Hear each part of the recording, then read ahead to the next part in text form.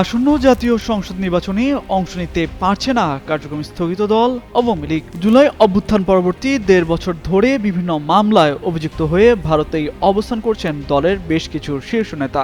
এছাড়া মানবতা বিরোধী অপরাধের মামলায় দলের সভানেত্রী শেখ হাসিনার মৃত্যুদণ্ড ঘোষণা করেছেন আন্তর্জাতিক অপরাধ ট্রাইব্যুনাল। এর মধ্যে ঘনিয়ে আসছে ত্রয়োদশ জাতীয় সংসদ নির্বাচনের সময়, বাকি আছে মাত্র ১ মাস। ভবিষ্যৎ হোক নিরাপদ, বিনিয়োগ হোক বিশ্বস্ত, আর আমার পছন্দ সল্ট বে। ওয়েলকাম টু সল্ট বে। এমন পরিস্থিতিতেই আসন্ন নির্বাচন নিয়ে বিবৃতি দিয়েছেন ব্রিটিশ ৪ এমপি।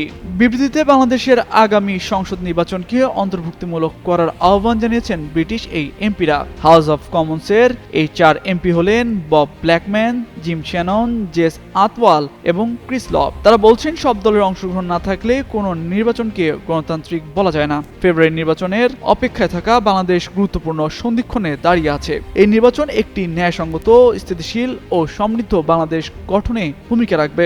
তবে তখনই সেটা সম্ভব যখন নির্বাচন হবে অংশগ্রহণমূলক এবং আন্তর্জাতিক পর্যবেক্ষকদের দৃষ্টিতে নিরপেক্ষ।